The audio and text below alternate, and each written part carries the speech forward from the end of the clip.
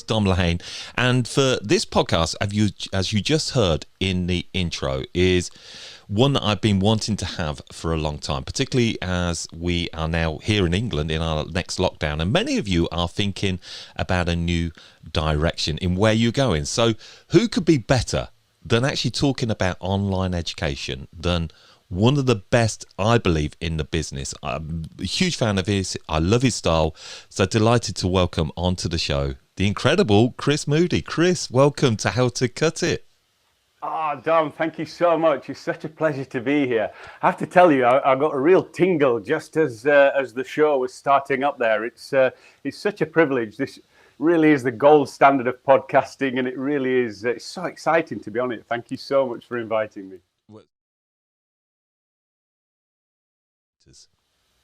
I suppose because there are there are a lot of hairdressers out there, and hairdressing education has become so accessible. But also, I think, in the UK, all over the UK and Ireland, hairdressing has always been at a very, very high standard. And I think people are recognizing, in order to compete and to maintain that standard and to keep sort of pushing the barriers, education has become more important than ever. It's not enough now to just simply learn your craft over 3 years or whatever, and then just go into your behind the chair and practice that craft.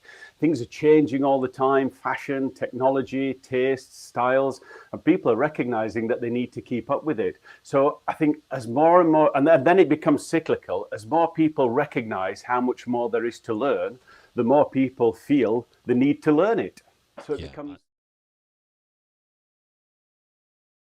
And the ultimate thing about education, Dom, is to make it relatable and transferable. Teach for transfer. This information only serves me if I can take it to my world and help it to solve the problems and the challenges that I have in my world. So if we can share that world with the people that we're working with, and we can share those problems and challenges as well, it just makes our information just more relevant and transferable. Absolutely. What was that? Teach to transfer. Teach to transfer, or teach for transfer. Just the information that you're giving is really only relevant and meaningful if it solves a problem. Adults come to education, Dom, not necessarily because they're wanting to learn a subject. When we go to school, the information that we learn at school is subject focused. We learn about English and maths and numbers and science. But adult education is solutions focused. People seek education when they have a problem or a challenge, when they've surpassed a threshold of pain and they can't stand it anymore. I need to fix this problem. And so the information that we share with them, it has to be solutions focused, and they have to be able to transfer it into their world so that they can use that information to fix the challenges that they have and live a more successful life. That's ultimately what our aim is. It's a mantra that I live. I came across this a long time ago, this quotation, maybe 30 years ago I came across it. And the reason it's written the way it is, for people that are not watching the video, it's written all in green apart from 3 words. And the 3 words are written in red, so they really stand out. And the 3 words written in red say, to teach, learn. So here's the thing: if you are going to put yourself forward as a teacher of others, you must forever remain a student. You must forever be learning. It's not enough to be able to say, right, now I know everything there is to know, I'm going to go and teach this. All you ever are as a teacher, Dom, is a conduit. You're a messenger. You're simply passing on information that you've gained, and you're channeling it through you and putting it in a way that people can use and understand, and people can take and make into their own.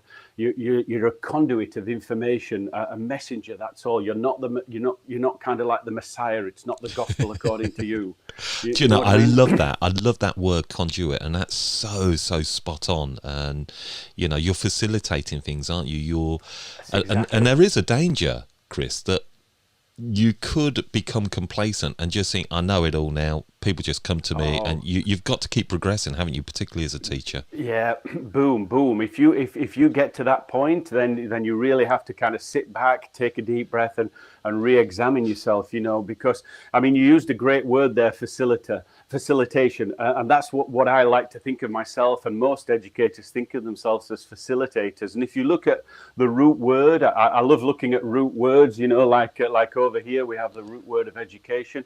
The root word of facilitation interpretation is facile, to make easy, to make something easy.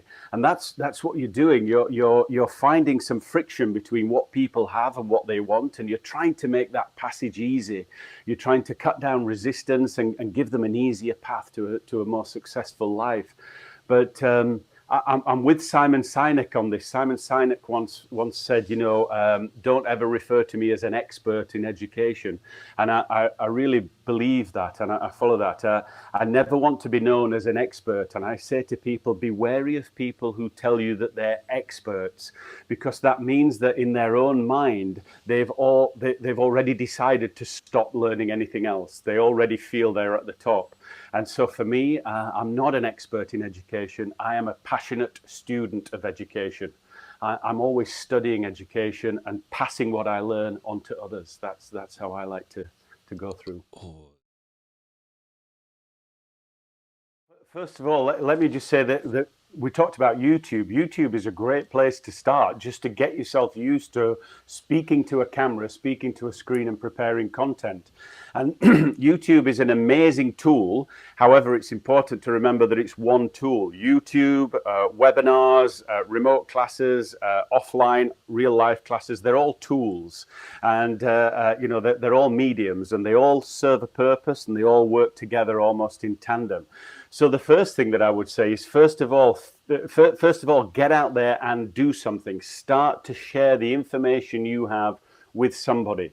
If standing in front of a camera really scares you, if it makes you feel uncomfortable, then while you're at the salon, find a colleague, an associate, an apprentice, somebody that you can work with and say, I have some information that I think can help you achieve this goal, or I think I can help you get over this barrier. Can I just work with you and share this information with you? Start getting used to the idea of just opening yourself up and sharing the information that you have and passing it on to other people. Don't worry too much in the early stages about method and technique and equipment and all of this. The most important thing is that you recognize and nurture this inert desire you have to share. Because I think what drives good teachers forward, Dom, is that first of all, I believe that good teachers are made, not born. There's this thing about, that artists are born, not made. But good teachers are made, they're not born. However, they are made from people who are born with an inert desire to share information, an inert desire to want to give and to want to help people and benefit people. Teaching is a very altruistic occupation. It's a very altruistic act. It's me taking all of my experience, all of my pain, all of my investment, and passing it on to you so that you can get the same results with less time and less pain. That's our gift to you. So find somebody with whom you can do that and just start to see how that feels. Get used to opening yourself up and passing that information on to somebody. How can I help you become better today than you were yesterday? That would be my first step. Just start sharing. All the time people say, can anybody be a teacher? The answer to that is a categorical yes. Dom and everybody else that's listening, but if you only take one thing away from this entire podcast, if you only take one thing away from me, take this. Everybody has something that they can teach to someone else.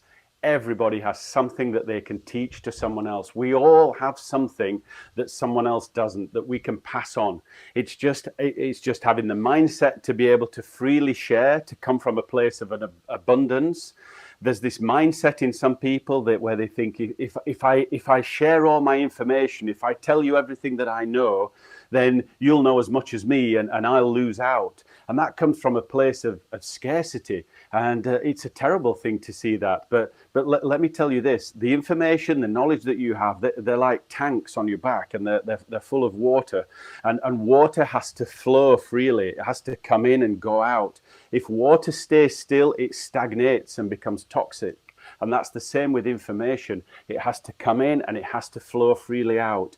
And I promise you, my friends, if you empty your tanks, don't ask me how, because I'm not smart enough, but somehow if you empty your tanks, the universe will fill them up fuller than ever they were before. So never fear that you're going to give your stuff away and that you'll have less. By giving it away, I promise you, my friends, you'll have more. The universe will fill you up. So give your information as much as you can. Share your information out as much as you can. And please believe me, you have something that will benefit someone else. So anybody can teach somebody something.